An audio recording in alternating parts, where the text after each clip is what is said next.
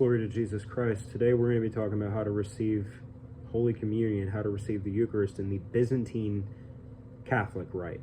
So a lot of my viewers are going to be more familiar with how to receive communion in the Roman Catholic rite, in the Western tradition. Byzantine Catholics are way different.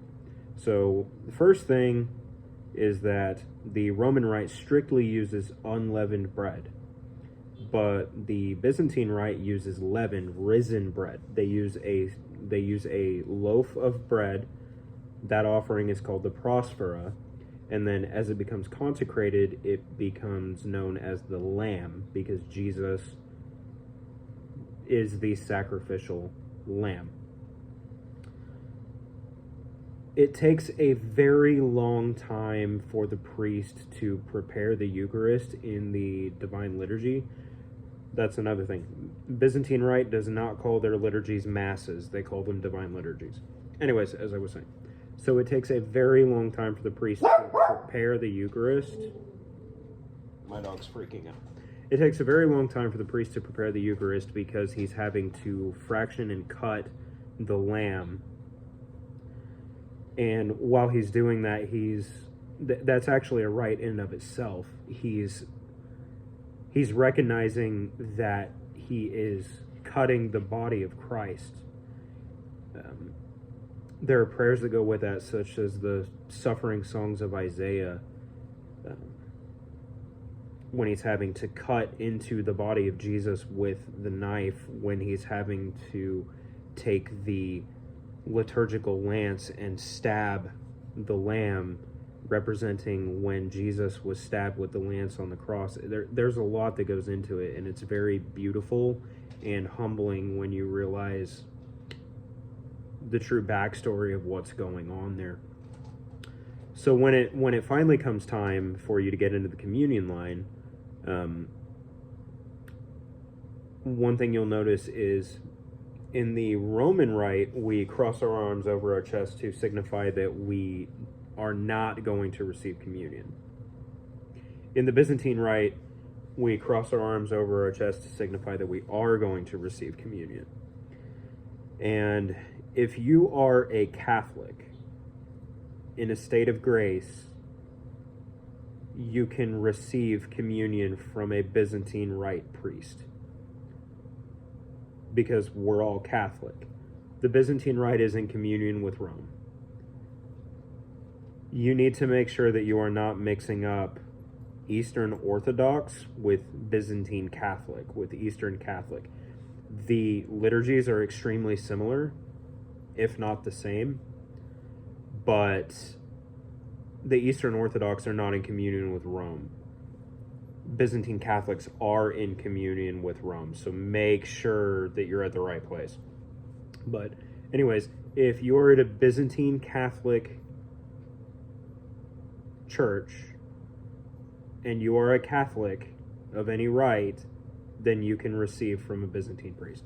Anyways, so when you get up to the priest, you'll have your arms crossed, you tilt your head back, and you open your mouth really, really wide, and you stand still. You lock yourself, you stand perfectly still, because you want to make yourself a good target.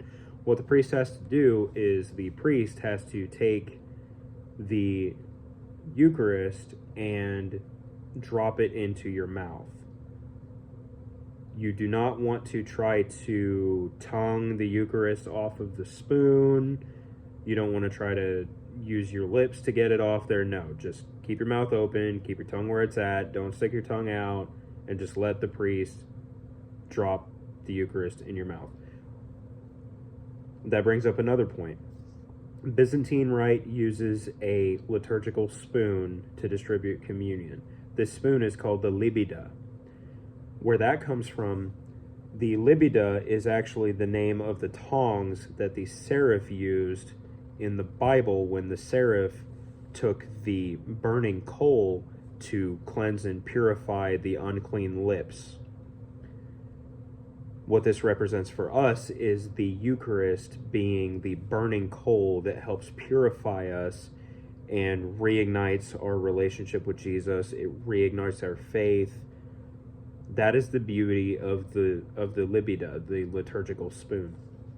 Another thing you'll notice is in the Roman Rite, intinction is pretty much not a thing. What intinction is where the precious body, the bread, is dipped and mixed in the precious blood, the wine. You typically will not see that in the Roman Rite.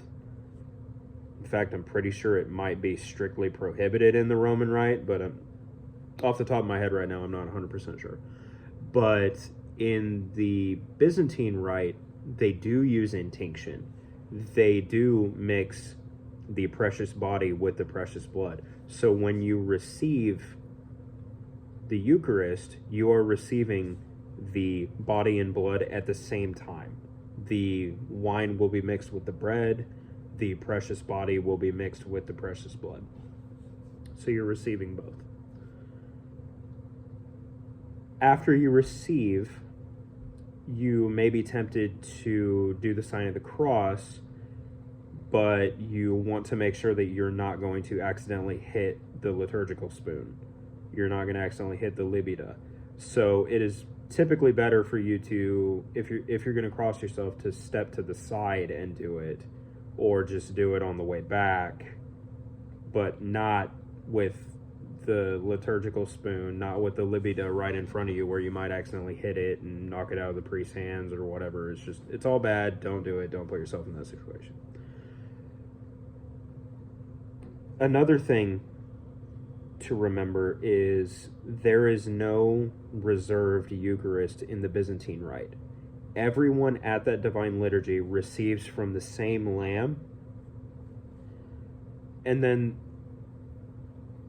there's typically too much bread.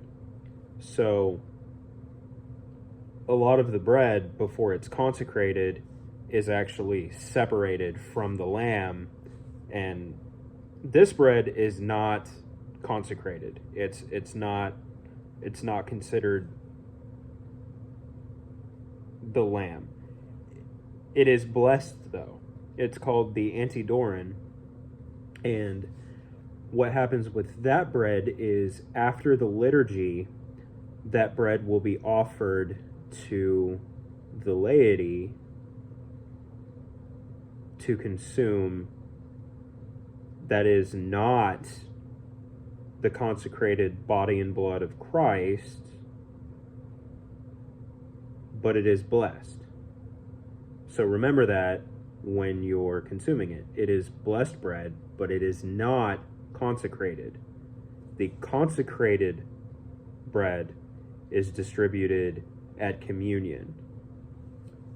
The unconsecrated but blessed bread is distributed after the fact to the faithful. It is blessed, it is not consecrated. Because it is blessed, you still want to make sure that you're not getting crumbs on the floor or anything like that, but it is not the precious body. That is very important to remember. The Byzantine Rite is very beautiful. It is so different from the Western Rite, and I'm not saying the Western Rite isn't beautiful, because it is, but the Byzantine Rite, it's a different world. But we're all Catholic. We're all Catholic, and that's one of the beauty of the universal church. That's what Catholic means. It means universal. One of the beauties of the Catholic universal, one holy Catholic and apostolic church is that there are so many traditions around the world, and we are all united. We are all united in the one true church that Jesus Christ founded and passed on through the apostles. So that's where we're at. That's how to receive communion in the Divine Liturgy.